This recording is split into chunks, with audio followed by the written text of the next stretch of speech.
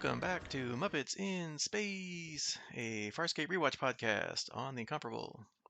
Tonight, probably could guess from last time, we're going to do our next two episodes of season 2, and this time around, episode 7, Home on the Remains, and episode 8, Dream a Little Dream.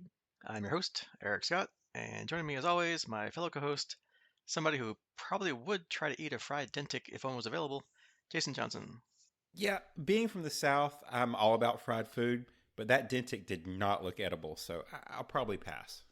Yeah, I'm guessing it did not taste like chicken from the look on Crichton's face. Yeah. Now, growing up, my grandfather ate a lot of things I wouldn't eat, so he'd probably be all about it, but I'm out. Yeah, anything that's grub-like, I'm good. I don't need it. I used to watch all those survival shows, and that was one of the things they like to eat was the grubs. Like, hoo-hoo, because you say hoo-hoo when you eat them. I don't know, but anyway. Yeah, I'm the last person to talk about eating weird things. I have like 12 things I eat, and that's it. So yeah, I'm not the adventurous eater. Yeah. Just pretend it's a chicken nugget, and you'll be fine. Yeah, or something like that. All right, so let's get into our first episode, season 2, episode 7, Home on the Remains. Food supplies on Moya have been exhausted. I guess so much for all those crackers they bought a couple episodes ago. They did kind of go wild with them. Yeah, they were a little cracker happy. In desperation, the crew are visiting the remains of a budong, a really, really, really large creature that lives in space, apparently.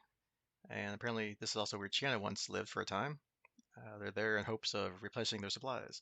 However, Chiana mentions that she stole some things from her friends on there before she left, so she may not be all that welcome. Meanwhile, Crichton, as we mentioned before, is frying some dentics, only to find out that there's a reason why nobody does that. Aeryn then says she wants to leave when Zan enters. Apparently, Zan is budding, and she's releasing spores that kind of affects the rest of the crew, except for Aeryn, and says that she must have food or she'll die. They land on the Budong, and Chiana says that she has a plan to get them food when an alarm goes off, signifying some kind of attack. They find out that Chiana's friend, Timon, is hurt badly, apparently too badly to live much longer, so she finishes him off out of, I guess, mercy. Somebody named Basog enters and says that he's closed the mines until they find the Kidva, the animal that attacked Timon. He sees Chiana and asks why she's here, and she tells him that her shipmates and her are dying of starvation. After being forced to hand over their weapons, Basog says that he'll feed her friends, but not her. She has used up all his charity. As the others leave, Chiana is met by another old friend, Altana, who she goes to eat with. While discussing old times, Altana says that she's leaving soon as she's hit it big. She has found a huge vein of Nogelti crystals and wants to give Chiana half of them. Back on Moya, Aeryn begins to mix a salve under Zan's instructions when Zan goes into a catatonic state. Pilot warns Aeryn that Moya is beginning to go numb from Zan's spores. Meanwhile, Rigel complains about his food, so Bazog goes to take it away, but the others say, no, that's okay, we appreciate the food. Dargo says that they'll work to get the meat they need for Zan, as they have no choice. Crichton takes some of the food that they did get back up to Zan, but she grabs his hand and says that she needs meat instead. She says that for Delvians, animal proteins stop the budding cycle, as the buds have evolved for protection and will poison predators so they can be eaten. Back on the Budong, Rigel is playing a man named Vija at a game, but Vija cheats and wins, and when he realizes that Rigel has no crystals to bet with, Rigel is forced to go to the mines to work off his gambling debt. Meanwhile, Chiana attempts to charm Basog, but Dargo walks in on them. He says that they need meat now, but Basog says they must pay for it. And the only thing he wants in exchange for that is Chiana.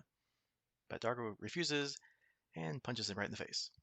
Basog says that he's hid all the meat, and he wants Chiana for good before he'll give up the meat. Dargo and Chiana argue over what just happened, and she says that she does not need another brother in her life. Dargo says that he does not want to be, he just wants to help. He will go down to the mines with Altana to get the crystals.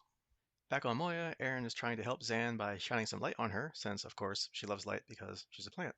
However, this time this backfires, as Zan's body believes it's under some kind of attack, and massively increases the budding and spores, while Zan accuses Aeryn of trying to kill her. Meanwhile, Crichton sees Chiana talking with Basog, who says he will not negotiate how long she must stay with him. Chiana then tells Crichton where Dargo is, so Crichton goes down to the mines to get him. Moya's sensors are weakening from the spores, and if they aren't gone soon, she may be permanently blinded, Pilot says. Aeryn gets Pilot to prepare a transport pod to get Zan away from Moya, so he can flush out the spores into space, but Zan has apparently vanished. Crichton finds Rigel mining a crystal and goes to drag him away.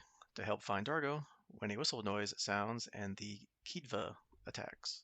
Rigel floats up on his throne sled, and Crichton jumps up and grabs it and gets just above the Kidva and won't let go. Then suddenly the whistle sounds again, and the Kidva wanders off. Zan is still on Moya, budding even more. Aeryn still can't find her, and Pilot says that they may have to flush the atmosphere anyway to avoid Moya becoming permanently blinded.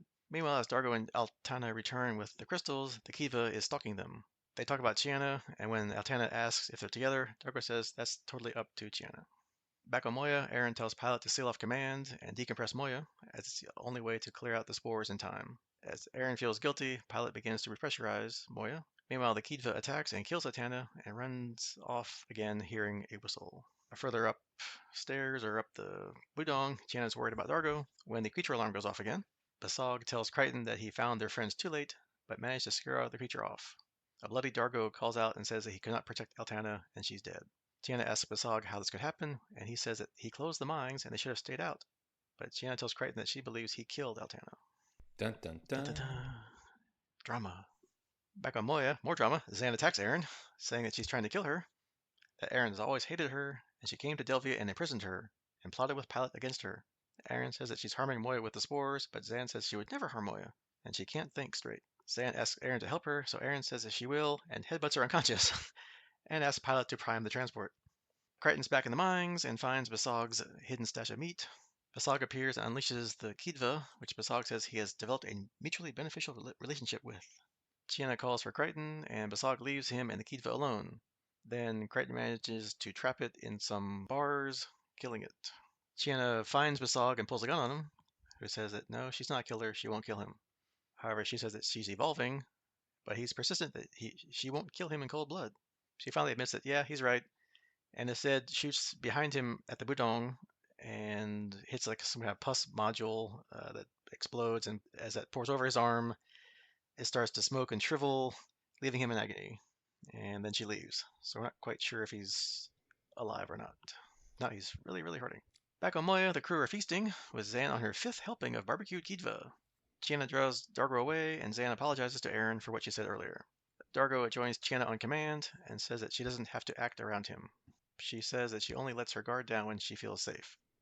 He says that she is safe, and when she questions that fact, he kisses her, and turns and walks out of the room. Chiana looks down and softly says, "Whoa." The end. Some trivia about Home on the Remains. Ben Browder stated that Crichton's comment about giving his arm to Zan was a reference back to DNA Mad Scientist, where, as you might remember, the rest of the crew cut off one of Pilot's arms. Continuity.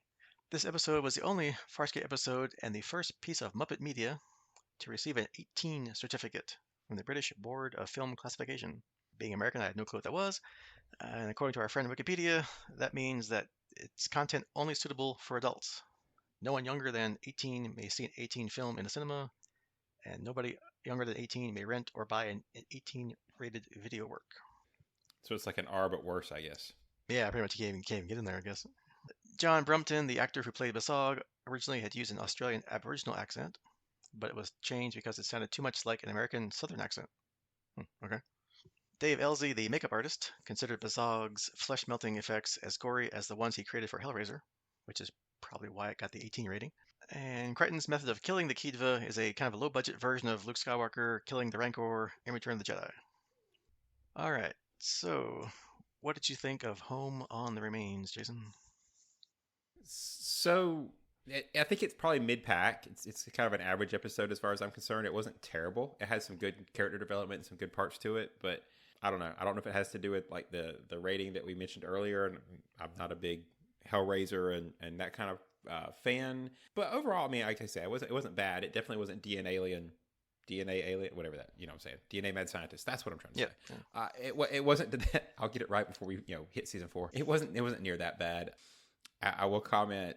I should be started to say this when you were talking about the accent for Basog, but the American Southern accent thing made me laugh because I called the character Boss Hog throughout the entire run. So, giving him a Southern accent kind of fits with my Dukes of Hazzard theme that I have in my head for this episode. Now I was trying to picture who would play. What was the sheriff's name? I can't. Now I'm blanking on that. But Roscoe P. Coltrane. Yeah, there you go. Yeah. or Yeah, yeah. We're definitely in my childhood here. Yeah. yeah. Now having flashbacks to watching Dukes of Hazzard on whatever that was back in growing up. Anyway, all right, which is kind of maybe better in this episode. But that's it. I mean, I think Maybe our next rewatch after Farscape. There we go. yeah, right. I'm sure it's never been done as a podcast before. Probably not. But yeah, I mean, this wasn't a bad episode. It wasn't a great episode. So I guess that means it was average. I did like the makeup on the humanoids anyway. I thought at least Basag, the way the camera angle was on him, you could sometimes see all the way like through it behind him from that little like the gash on his upper head, which is kind of weird, but cool looking. Yeah, I will admit the makeup effects in this episode were really good. I think unfortunately that made the some of the CGI look even worse because the makeup was good and some of the you could tell when they switched to CGI because it looked a little like stop motiony. And how they zoomed in on the Kidva, not Kidva, on the Budong. See, there's too many weird names. I can't keep. Anyway, the big giant alien dead alien thing. When they zoomed in, they kind of like did it in stages, like jerky, like zoom, stop. But Speaking of that thing, it kind of made me think of the celestial head being the location for Nowhere in Guardians of the Galaxy. I thought that was kind of I guess that would make Guardians of the Galaxy a throwback to this, but it kind of was interesting. yeah, and that kind of brings up like questions like obviously this thing was alive and it's like the size of a small moon or something. So are there lots of them? Are they just That's no moon. flying around? Yeah, that's no moon. That's a Budong. Right. But yeah, like how many of these things are out there? Are they all that big? What do they eat? Like I don't know. I have a lot of questions which aren't important for what the thing is, but it's just you start thinking like, wow, how's this thing live, right? But back to back to the good makeup. As I said, the aliens look good. The only thing that did not look good to me was their big bad of the episode, this Kidva creature, which kind of looked to me more like a cut rate gorilla costume. It just seemed kind of like fake furry gorilla costume silly. Yeah, and I have two problems with the Kidva, and that may be really most of my issue with the episode. I don't think it survived being on screen. It was a cool off-screen monster, and the whistling effect was kind of cool. Where obviously it turned out that it was Boss Hogg calling or whistling for him, but I think having it on screen lessened the threat. It didn't feel as threatening as it did. It's kind of like what they found with Jaws, right? Where the shark was more scary if you didn't see it. And I kind of wish they'd stuck to that here instead of having him on screen as much as it was. Yeah, because down in the mines when it was like stalking Dargo and Altara, it did look kind of ominous. Like all you saw was like a silhouette. Like in the background it was dark. This big kind of hulking thing. And then when you see it, it's like that looks like a '70s Doctor Who creature. Like that kind of budget. Like Which is actually why that doesn't work for me because it also gives you a power level issue with Dargo's fighting ability and this not very scary looking creature because Dargo's our main warrior and we've seen him fight and be successful and all this kind of stuff and then here comes this scary I use that in quotes that wasn't scary gorilla looking thing and it takes him down, right? I mean, it's. I just that didn't work for me as far as going against Dargo. Maybe going against Crichton, but going against Dargo just didn't seem like that was a threat as threatening as it looked. yeah, I mean, like the only way you can kind of head canon it was like maybe it got the drop on him and hurt him quick, and then he couldn't really defend himself. Whereas then you see later Crichton's kind of like just jumping around it, like Jedi flipping over it. I'm like, okay, whatever. And then he, speaking of Jedi, then he rams his head back and forth into the door with spikes on it to kill it. I'm like, okay, well. Well, and not to beat the dead horse, but Or dead Kiva. or dead Kiva. You got me there. I was going for it. If Dargo's whole point of being down in the mine was to protect her from the Kiva, Yeah, then nice job. getting the drop on him doesn't work. Right. He's a bad guard. Again, that's probably my hang up with the big bad here is I didn't like the setup there. Whereas it was off screen and scary, it probably would have worked. So, but then you couldn't have had Crichton Jedi flip over it. So take your pick. Yeah, and then he was too busy talking about his love life or lack of love life with Gianna to pay attention to big nasty things lurking around. Maybe talk about that after you're out of the mine. Anyway. Yeah. I guess you're bored down there. You're just staring at nothing, and you see the same corridors or wherever they were. Which is another weird question about a budong is, do they have like corridors? Like anyway, but yeah. And I guess the whole main point of this whole episode was now the crew is starving. They went from like thousands of crackers that we were joking about a couple episodes ago to, and then making all this food and all these dinners for everybody, and now they got nothing left. And I guess granted they were eating those crackers like there was no tomorrow, so I guess they can only do that for so long before no more crackers. Yeah. Yeah. My takeaway was evidently crackers do matter, but I'm bummed. And I, I chalked it up, a lot of them running out as being a long time between episodes because we don't really, I don't think they say, how long it's been, but if it's been long enough for them to run out of all those crackers, then I'm guessing we've got some time space between episodes. Speaking of the food, though, I did not mention this when we were talking about it in the recap, but when they're eating the food, the first time, Dargo makes a comment about maybe it'd be better if it was fried, and referencing John frying the Dentic, and I laughed at that because it shows that he and John have still got that relationship they built throughout season one. So I do like some of the callbacks you get, not specifically to points, but to character development. Yeah, I mean they do keep some of those threads going that they built over the last what 30 shows now or whatever. And we do learn a couple of new things about our main characters. Apparently Delvians, when they're really really hungry, start budding and popping spores everywhere, which not a good thing when I guess the rest of your crew is not Delvian also, and starts making them talk like they have a bad head cold, and then getting more paranoid and catatonic and threatening and all that good stuff. So it's kind of interesting. Get to learn more stuff about Zan and Delvians. Yeah, and as somebody who grew up on a farm with allergies, I could relate to a lot of their symptoms there. But yeah, I do enjoy the fact that they're playing up her being a plant this season, right? Because they really didn't dwell on it a whole lot last season. They focused a lot on her priesthood and that kind of background, but they didn't really. Now that they've had the reveal that she's actually is a plant, which we suspected, they're consistently bringing that up, which is kind of a nice marker to just say, yeah, we know you know this. We're going to keep going. Yeah, it's kind of cool that they made it. She needed animal protein to stop the budding. So she's a plant that eats animals, which we have things like that here, like Venus flytraps, that kind of thing. So it's kind of fun to kind of like blow that up to like a sci-fi kind of concept. And keep reminding us that while there are similarities, it's not our universe. So Yeah, now I'm thinking like so what were they eating before? Was they eating meat before, or was she eating like where they had, which crackers are crackers. It's like, but that's kind they of, were actually they were protein crackers. yeah, It's okay. They were protein crackers. but that's also kind of plantish, right? It's based off of like wheat or kind of flour kind of stuff. So like, is she eating? It's not cannibalism because we eat meat and we're not cannibals. But anyway, maybe, this makes We me don't think. know what we don't know what they make crackers out of though. That's right. Well, because they don't matter, but now they do. But they don't. Crackers are people, man. Yeah. And I guess we learned a little bit more about Chiana, that her and her brother at one point used to live on this Badong. Uh, they don't explain how they got there, but they were there long enough, I guess, to make some close friends. I guess close enough to have somebody like Altana offer to give Chiana like half a gigantic hoard of these, I guess, expensive or worth a lot crystals to sell to get food or to escape the Budong or whatever. Which I started to say they never explained, but maybe that's how they got all the meat. Was they never went back and I mean they could have went back and harvested those crystals, right? I mean that was technically Chiana's find now that Altana's no longer there.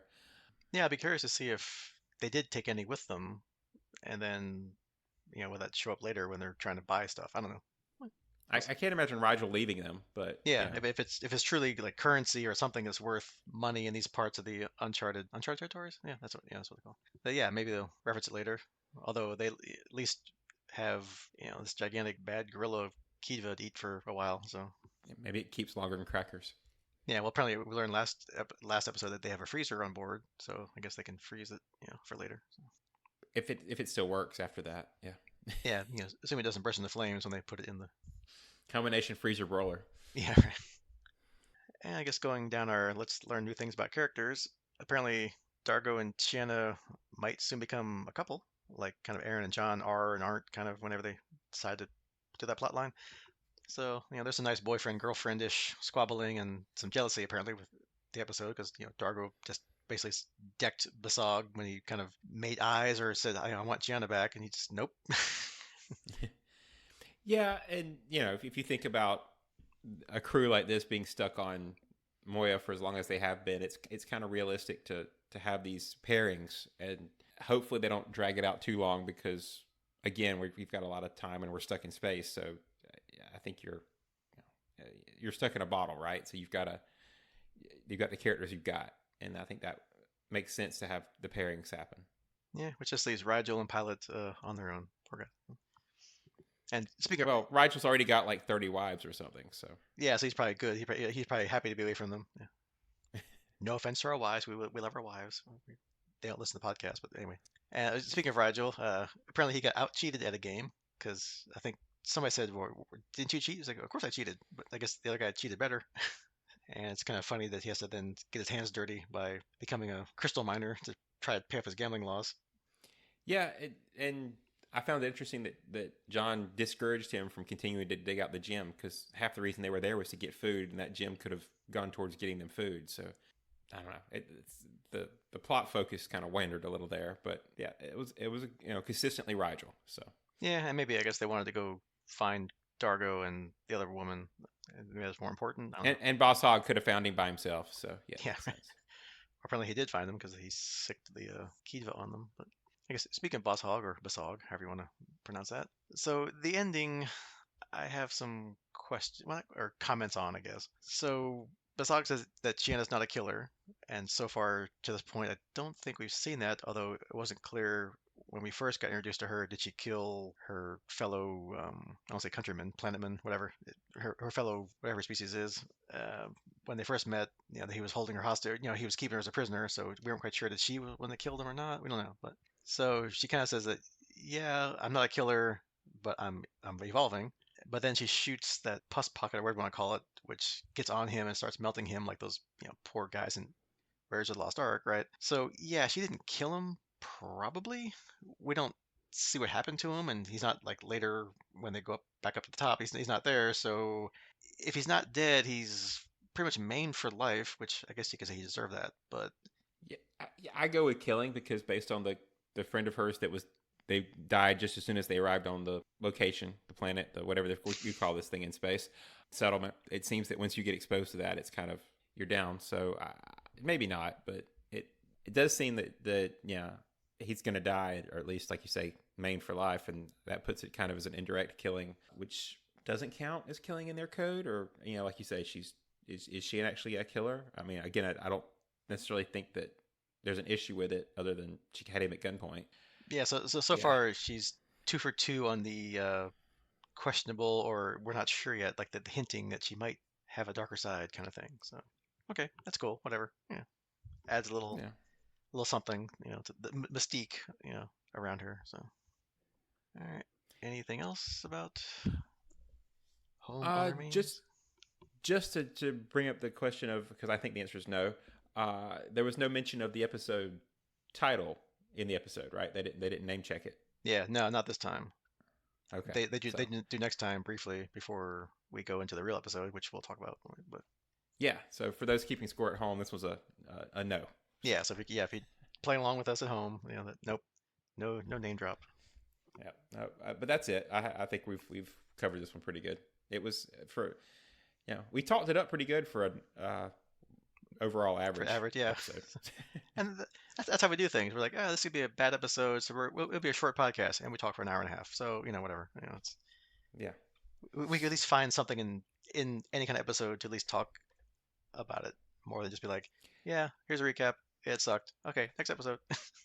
Well, as we say quite often, at least when we're talking about the show, at least they're consistent with character development, and that's what this show really drives itself with. So, as long as the characters are moving forward, you can take ups and downs in the episodes.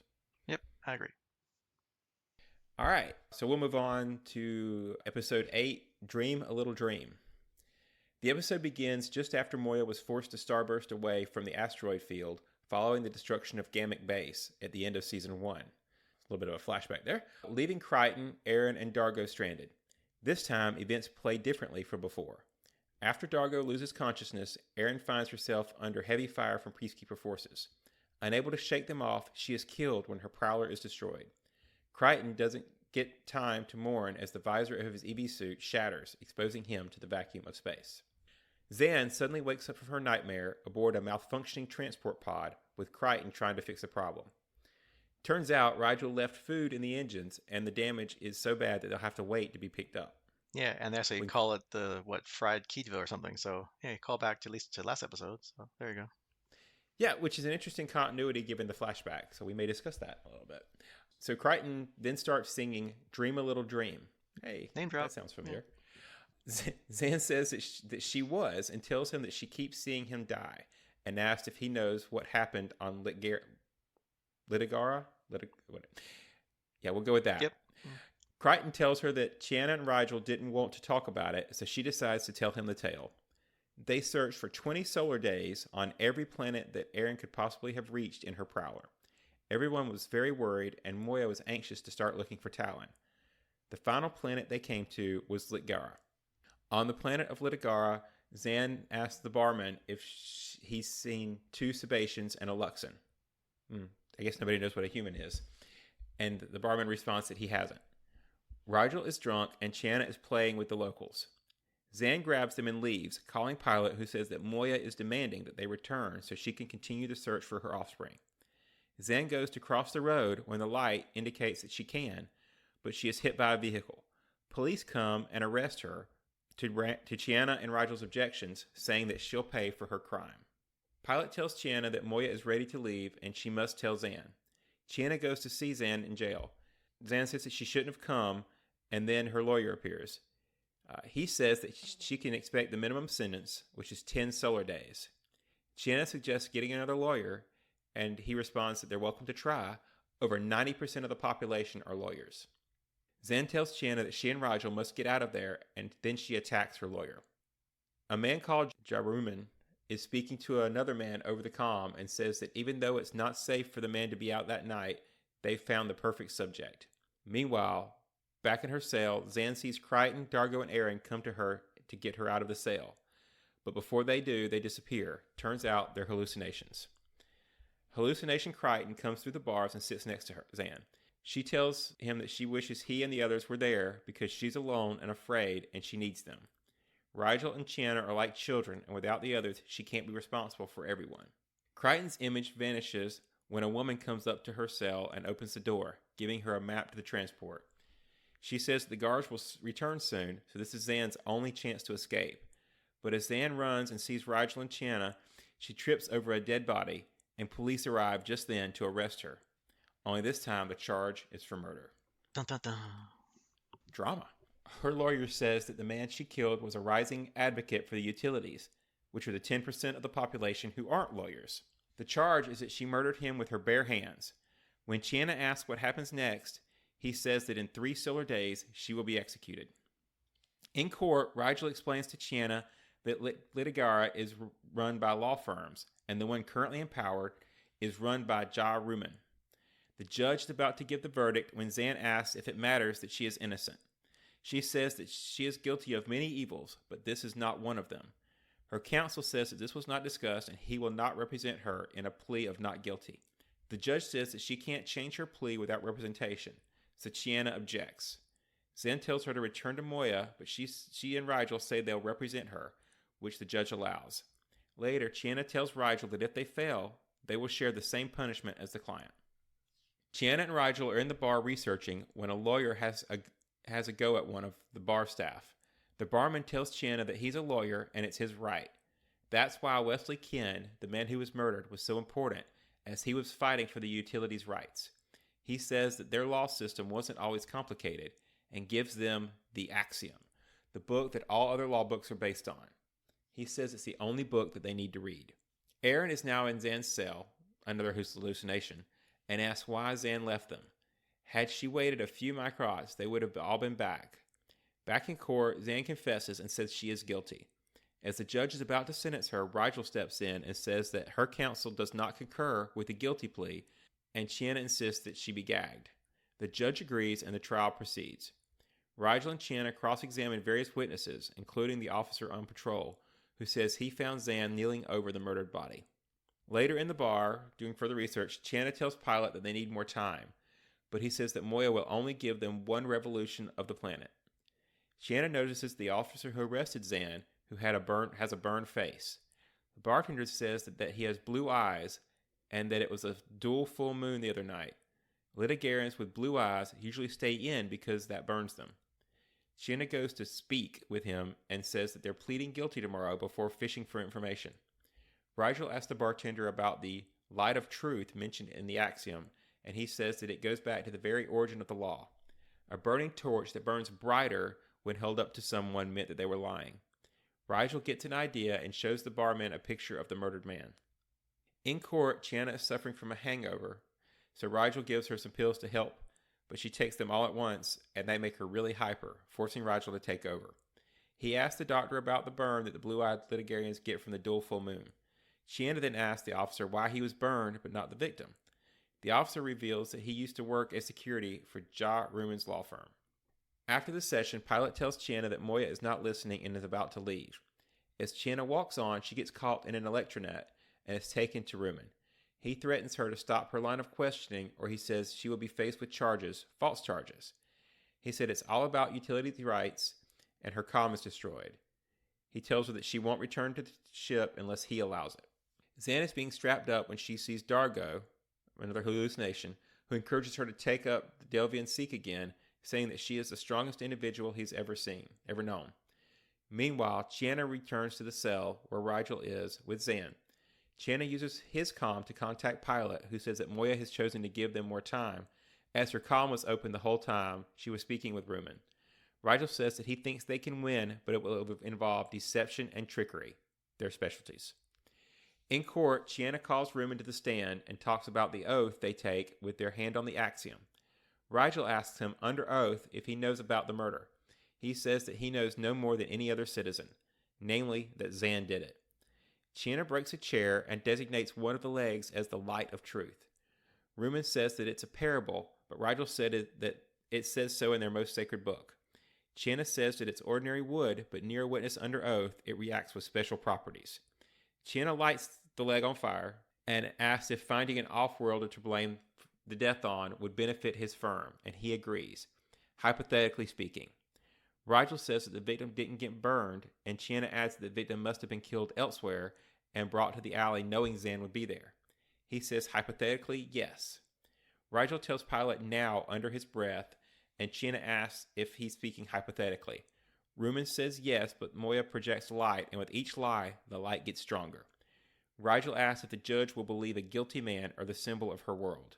She orders Ruman arrested and drops all charges against Zan. Back in the present, Zan tells Crichton that they left immediately following the case and found them soon after, but despite this, she keeps seeing them die even though they're alive. She says that the experience showed her that her spirituality was lacking, but he says that since she recommitted herself to the Seek, it may have been worth it. Moya arrives to pick them up, and Crichton asks Zan if she's okay. She thanks him for his compassion, and he thanks her for hers. A little bit of trivia about this episode. It was originally entitled Reunion and slated to open season 2. This was changed, and Mind the Baby became the season premiere. A new beginning and end were filmed to make the episode a flashback, and it was moved to the middle of the season. 3 major changes were made to the original episode for this version. An opening sequence in which Zan and Pilot comfort each other in their stress over the loss of Aeryn, John, and Dargo is cut, as is the original epilogue, which established Zan's re-entry into being a Pio. In addition, the original version of the episode had Rigel having the nightmare with John's head exploding. The episode fills in a few blanks with regards to the events in Mind the Baby, specifically explaining why Zan spends most of the episode in an apparent trance, what Chiana was referring to when she mentioned a trial, and why Zan initially thought she was hallucinating Crichton when he returned, as she had hallucinated him in the prison cell. Also, according to Ben Browder, none of the singing scenes in this episode, nor in the rest of Season 2, were in the script. The script was one of the first 4 scripts that we wrote, according to Rockney O'Bannon. In fact, it was actually the script that sold the series originally. Rod Perth at the Sci-Fi Channel was looking for scripts for sci-fi shows, and somehow had gotten the script for Space Chase through my agent, who was also his agent. However, they hadn't sent him the pilot, so they sent him a couple of the other ones, and the original version of Dream a Little Dream was the first one that he read. It was a very funny, loopy episode about a planet completely made up of lawyers.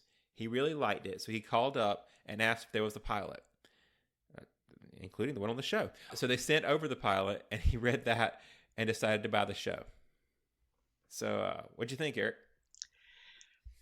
Yeah, we'll get into it. Some of the I guess differences because of the editing and where they place the episode, but it was kind of interesting a little bit. It was quite the departure from their usual kind of stories that they've done, which that's kind of the fun things about sci-fi that you can do. Like sci-fi, science fiction is not like a story; it's like a framework, right? So you can tell kind of any kind of story with a sci-fi twist. Like in this case, our murder mystery and like space law and order, right? But I am kind of glad, speaking of the continuity stuff, that the trivia made it kind of clear that this was supposed to be the first episode of season two, because it just seemed kind of odd, like how they had the initial scene of Crichton and Zan, and then like, oh, what happened back then, and oh, let me just flash back and show you what happened, and then off to lawyer world.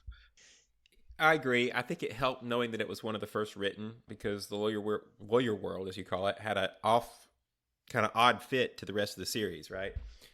But I also think that's an interesting point that I hadn't really thought of about science fiction because that's, again, not to make this a Marvel show, but that's one of the things that I think the Marvel has done really well with their cinematic universe is they figured out that you can take the superhero framework and fit different genres of movies into it. Sci-fi, heist, spy movies, all this kind of stuff, and just put the superhero framework around it.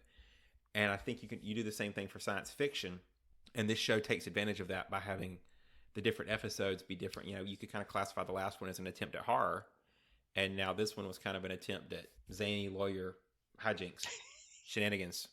Yeah, because I mean that's when you think about it, like a whole planet full of lawyers, or well, almost all lawyers. Yeah, that's an odd thing, which again, not something we haven't seen in sci-fi. Like there's those monolith cultures where like you see like two or three people, and that's like the whole planet is like that. So, okay, planet full of lawyers, cute idea. Don't think too hard on it because how they keep employed, they just sue each other. Do they have lots of off-world business? We don't know. Obviously, there's off-worlders like Zan, those guys, so they know they've met other species or other races. But yeah, don't don't think about it too much. Yeah, I mean, that you made me think back to was it Jeremiah Crichton or whatever the episode was where he was on the planet with the tribal culture, Yeah, and living by the river. But I think it's also an interesting way to show in their society that it was almost an elites versus the non-elites, right? You have your elite white collar society who's trying to keep the blue collar class in their place, and that's always kind of a neat spin to bring up in any show because it holds up as it's relatable to our culture because as we become more technological, we have the same issue with blue collar, white collar, and how that affects our society and the number of jobs, right? Not to make it get too real with it, but it always sci-fi is a great construct for taking those things and throwing them into the extremes. yeah, and it's not Farscape's mission like Star Trek to have like societal stuff wrapped up in a full U sci-fi package and make you not think about it. But yeah, you can see where they kind of can do that kind of thing. They take those elements, wrap them all together into this little murder mystery, upper against lower class or kind of thing. So and Well, and, and you're and, right. and They threw don't, in the typical comedy stuff here and there too. Yeah. and that's why I think it works really well in this show, right? It's because they don't even wrap it up, right? He gets arrested, but you don't need a closure. They left before they found out what happened, right? Because it doesn't matter. They got their laughs. It was a fun episode. We can move on. We don't need to have the big wrapping done like you probably would in Star Trek. Yeah, and it's also kind of ironic. I don't know if they planned it this way or just kind of happened that the three biggest characters on our crew that have issues with the law are right in the middle of all of it. Rigel, who likes to steal things, Gianna, who also likes to steal things, and even your former self-proclaimed leading anarchist on her homeworld, Zan. Right? So, let's throw them on Yeah, top of legal issues and cops and lawyers and jail time and yeah. Which and again, I know this is one of the reasons they didn't make this the opening episode of the season was because your three of your main characters are missing, right? I mean, they've got some hallucination and the little bit of flashback for Crichton, but we get a lot of the other three characters in this, which is good.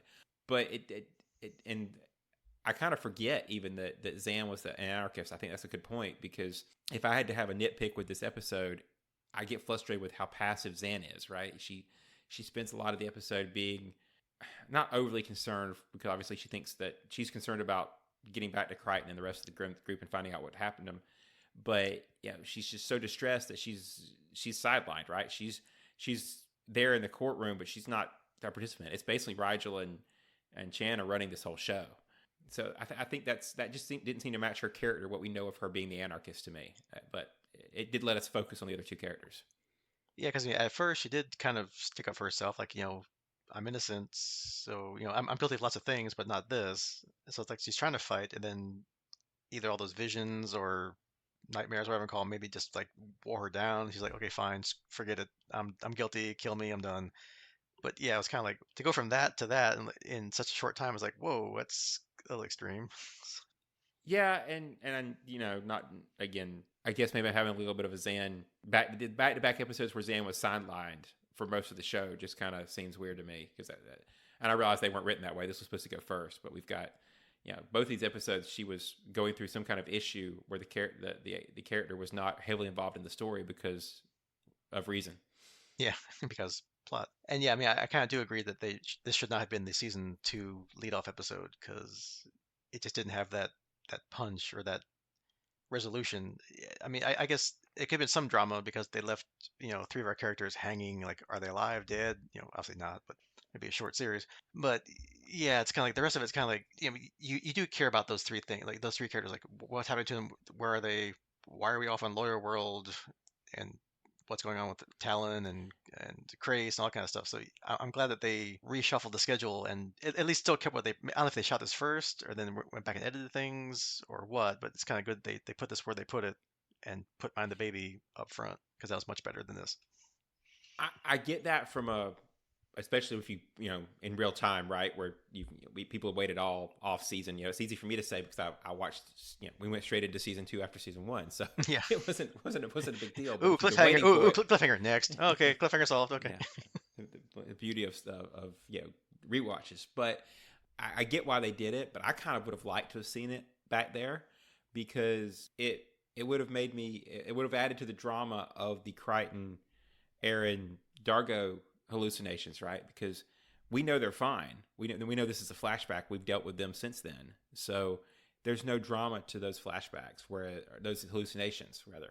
Whereas if this had actually taken place where it was in the schedule originally, then the hallucinations would have been more meaningful because we don't know their state. Yeah, and I guess it would have been something new, probably that not many other series would have done, right? Like, oh, let's kind of like shelve the big cliffhanger, sort of, and just kind of talk about something else. So, I mean, it could have been a good move, or well, I should say a bold move. Still might have been a good move, but it would definitely would, I agree. yeah, It would have been funny though. yeah. It's like, yeah, we don't know, who cares, Let's talk. And, yeah, I guess if we're nitpicking stuff here and there, the only kind of thing I had to nitpick about this one would be the ending, like, or well, the ending of this episode, not the wraparound. So uh, Moya shined light from her down to the courtroom, but was the courtroom like open air? Was there a skylight? Like, how did the light get in there? And then was it shining on the chair leg, or was it just shining in the room? So they just kind of, as it got brighter and brighter, people just assumed it was the chair leg on fire, getting brighter.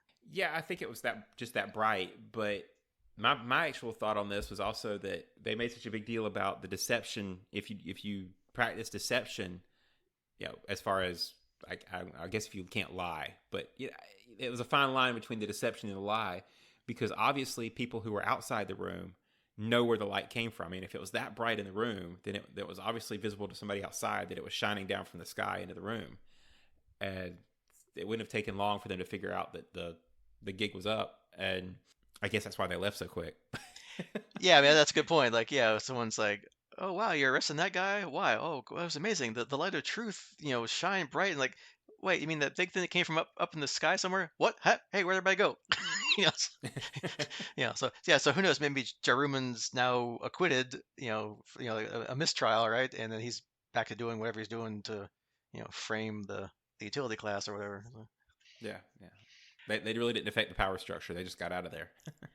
yeah, because I guess the way they were cutting around stuff, or maybe cutting things out to do the other scenes to make it fit in.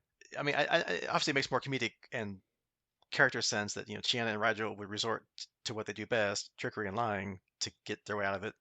But at first, I was kind of thinking that when Pilot said that he and Moya heard the bribery and threats from Jaruman through Chiana's comm, that maybe they recorded it, right? And that they're gonna have this big scene where they're cross-examining him on the stand, and he's saying no, it's not, it's all like you see it, and then she's like, haha, how about this recording? And then drop it on him like that. That would have been cool. But then again, lying and cheating and stealing, that's their thing. So I guess play to your strengths, right? Yeah, I had the exact same thought about recording that conversation. I mean, that would have been the obvious play, just to have Pilot transmit down the recording and they could just play it back in the courtroom. But it was kind of 50-50 to me because I also saw the Chekhov's burning stick coming because the bartender mentioned it earlier. It got mentioned earlier in the story, either way.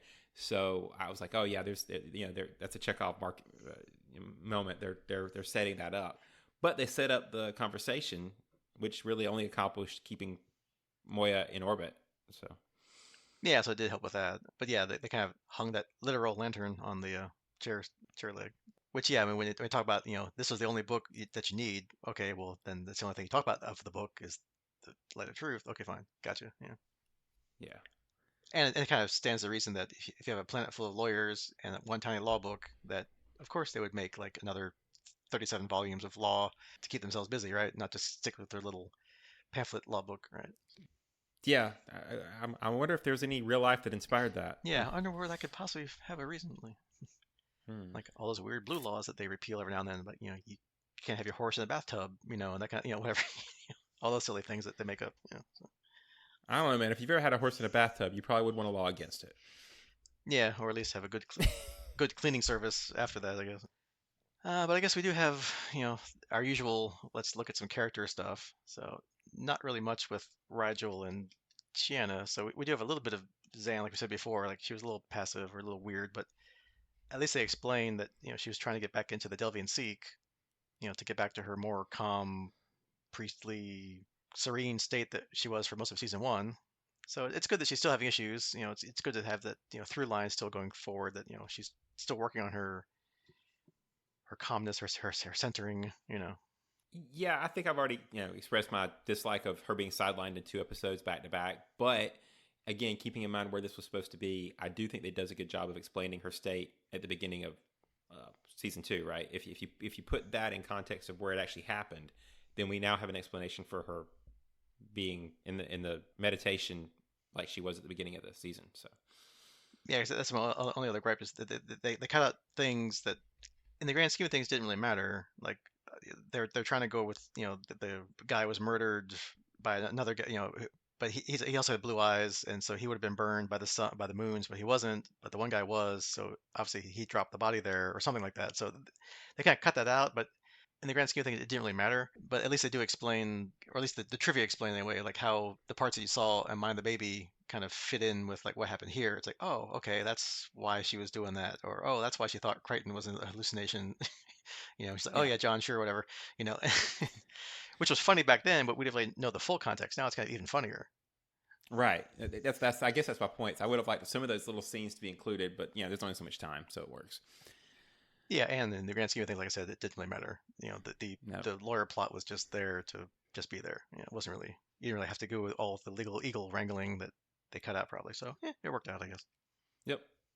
And I guess just to kind of finish, even though we kind of mentioned it earlier, this episode did get the great name drop at the beginning, so I always enjoy that. So especially a musical one. Yeah, he sang the song, which I thought might possibly be a reason why the show was named that. So there you go, cool. And we have more singing coming apparently. So look forward to that, I guess. All right, I guess that's probably Maybe we get a whole musical episode, Buffy style. Anyway, anyway. that could be interesting. Yeah, that was about this time of the early 2000s that they were doing a special episode or whatever, right? So who knows? Maybe. Although having pilots, wait, anyway, it could be fun. I want the Rigel solo, but anyway. Yeah, right. He's floating on his chair singing. All right, so I guess wrapping up. Uh, yeah, I mean these were average episodes.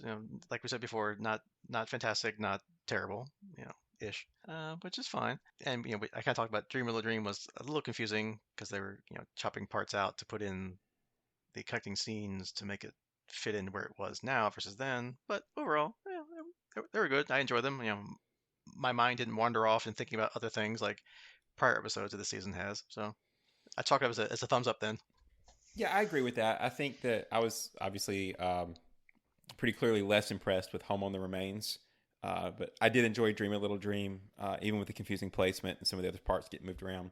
Getting to plug it into the backstory, and then again, a crime room drama is kind of fun. I enjoy those anyway. So Yeah, they did a pretty good job of using what they already shot, which I'm assuming they shot this first, and then just reworking it, adding a couple scenes here and there. So you don't let a whole episode go to waste that you've spent money on in filming. So good job shoehorning it in now, there. now with this murder mystery, I really want the next one to be like Murder on the Orient Express or something like that, so we can get the full. Yeah, Murder on the Moya Express. Yeah.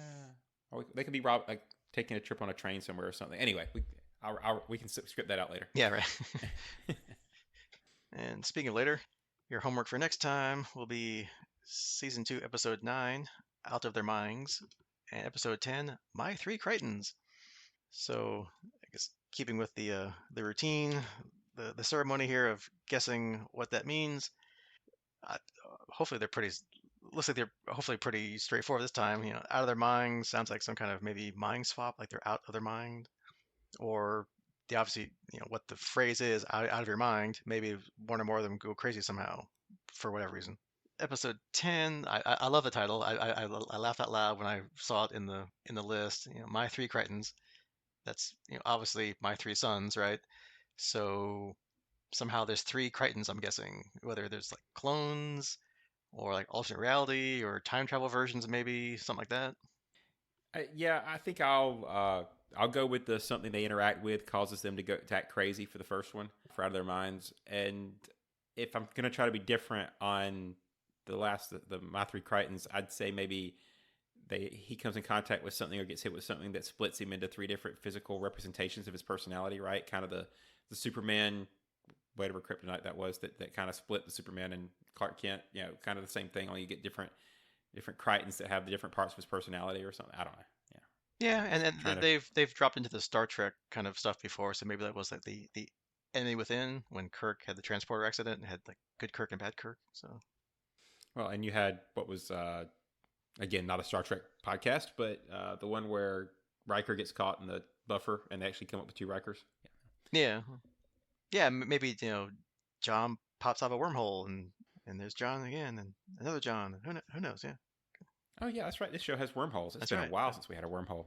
Yeah, it's time to bring the wormholes back to remind you that there's wormholes, right? So all right, so that is your homework for next time, and we will see you then. Goodbye.